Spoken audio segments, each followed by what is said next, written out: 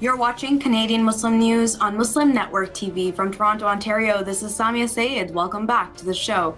Coming up very shortly is a conversation with Pauline Larson on the Downtown Young Business Improvement Area's de-escalation training with the City of Toronto. But first, let's take a look at some headlines. Toronto subway station evacuated over bomb threat. Vaughan's Mosque to be one of Canada's largest. Man dies in Moncton ER while waiting to be examined.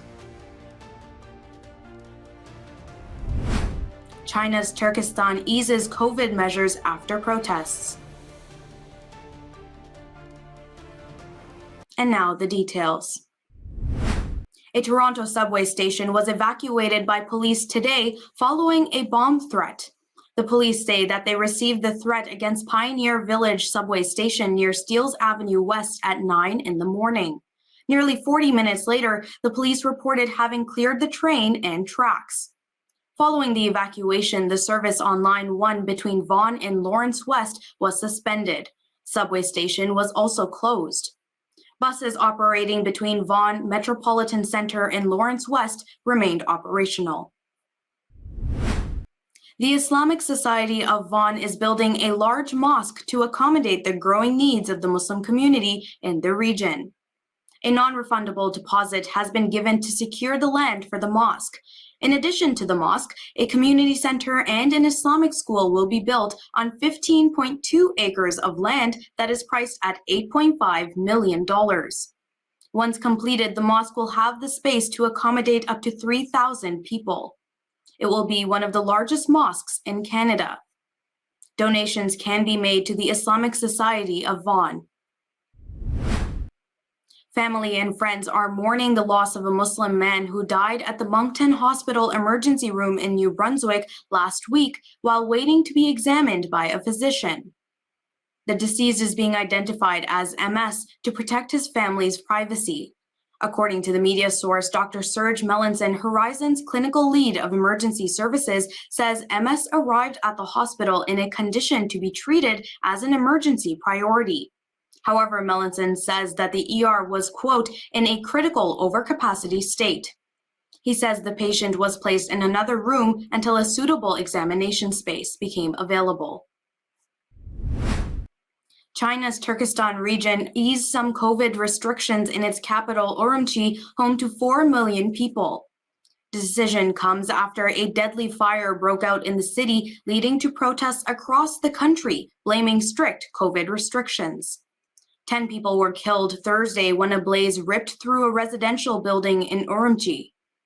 Many social media users blamed COVID lockdowns in Urumqi for hampering rescue efforts, but officials have instead said private cars obstructed firefighters. The officials announced that starting tomorrow, the locals can run errands within their home districts. A Chinese foreign ministry spokesman lashed out at forces with ulterior motives for linking the fire with COVID restrictions. And that's it for the news. Now, the City of Toronto is running a series of de-escalation trainings for street front retailers. The sessions will go over supportive communication strategies in the era of COVID-19, along with much more. Joining us now to tell us more about the trainings is Pauline Larson, the Executive Director and Chief Operating Officer at Downtown Young Business Improvement Area. Welcome, Pauline, and thank you so much for joining us today. Thank you for having me, Samia. I really appreciate it. Mm-hmm. Pauline, can you tell me why the City of Toronto is holding these trainings? Sure. So it actually goes back to 2018 when we started to work around as a business improvement area in the Yonge Dundas neighborhood of Toronto, looking at how do we enhance safety and inclusion in our neighborhood. And one of the strategies that we came up with was to look at teaching street front retailers and their staff how to work with people in a compassionate and de-escalating way when that was needed. This became very, very, very necessary when the COVID pandemic hit, because of course there were a lot of frustrations around some of the COVID restrictions in stores. And so in 2020, the City of Toronto decided to take our training and expand it to any street front business throughout the City of Toronto. And we've been doing it with their funding ever since. Mhm. So I believe the first sessions will be starting sometime soon. Is this the first time it's being offered on behalf of the city? So no, the city started funding the programs in the second half of 2020. So we have been running the training since then. Mhm. And can you expand on what exactly the session will look like or what it includes? Sure, we actually have two levels of training. The first level is very much focused on understanding what is it that makes somebody feel agitated or frustrated or escalated. What does that look like? And how do you, as a retail associate or a retail worker, how do you engage with somebody who is feeling escalated? The core piece of the first level training is really to understand how someone else may be feeling, put yourself in their shoes, and then start to understand how can we use compassion and empathy and active listening to address that person and try and find them whatever help or assistance they may be looking for in that moment. The second level of training builds on the first level by doing a lot of role playing and scenario playing so that people can actually act out and practice any number of different scenarios that they might see in their day-to-day work. Mhm. So if you could recount one particular strategy that you would recommend for de-escalation, what would you suggest?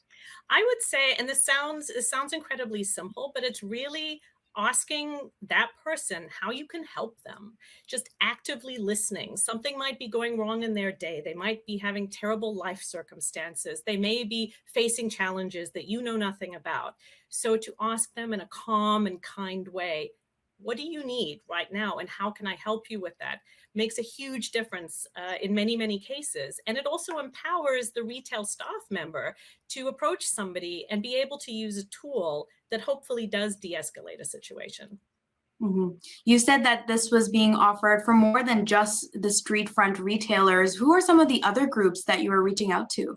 So the funding from the City of Toronto is focused on street front retailers, but that's for any business, any street front retail business throughout the City of Toronto. Our program originally was just for our Yonge and Dundas neighborhood, and the City of Toronto funding has allowed us to take it to the whole city. But it is available to any business that has a reception or a frontline worker, staff that need to understand what de-escalation looks like and how they can respond to people that are escalated in a way that is both kind and compassionate. Mhm. Now, you said that the funding for funding from the city came about specifically in the era of COVID-19 when they needed this type of training. What differential aspect did COVID-19 add to the training specifically? It's a really good question. The training itself fundamentally didn't change very much because the reason somebody gets escalated can be very wide. The response to de-escalation can often be quite similar. But of course, what happened with COVID is that we had mosque mandates, we had distancing mandates, and that often caused shoppers or people visiting a retail location, in some cases, to feel very frustrated or to feel very disorientated. And so the de-escalation training helped in that situation too. Again, how can I help you? What are you struggling with in this situation? How can we find a solution together? And that was very applicable during COVID. Mhm. And I see how that idea of active listening ties into here once again. What is the impact that you're hoping to leave behind with these trainings? Well, I think the thing that gives me the most satisfaction is when we get feedback from people that have participated in the training and they say, somebody came into the store today, they were very agitated about something, and I had a better idea of how to respond. I had a better idea of how to show them empathy and how to be kind and listen. And that for me is really important. We've also seen that there's been quite a lot of demand for this training. I think that in the last 3 months alone, we've trained 125 different retail staff from 24 different business improvement areas throughout the City of Toronto. So this is a skill that can be used across the board. There's always a situation where somebody is having a rough day and actually just needs someone to listen. Mhm. So I understand the response has been widely positive then over the years. It has, and we are very, very happy that we can provide some tools for our business staff to be able to approach a situation which many people don't know how to respond to. We're equipping them, I hope, to change the conversation, and instead of themselves feeling frustrated when they have a shopper getting frustrated, to actually be able to approach it with a kinder way.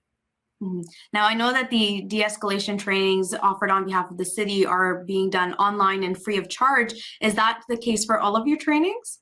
So for these trainings specifically, they are funded by the city.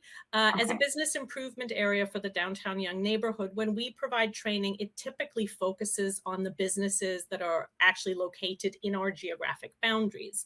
But for the city-funded training, it continues through December. We are currently putting together a schedule for additional trainings in the new year, and we hope that we'll be able to continue to offer that. And do you have to be a Toronto resident to sign up? You don't have to be a Toronto resident, but you do have to be in a business in Toronto in order for the city to fund that session. Okay, so you alluded to this just before, but what comes after these December trainings? Are there going to be more trainings for wider groups and more people? What does it look like?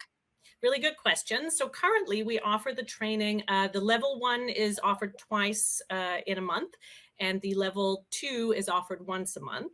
We're looking at something in those in that range going forward into the new year, and we'll just see how that plays out. We've been very, very, happy with the response and the demand for this type of training, and we hope to continue to offer it. I hope it continues too. I saw online that it was already sold out.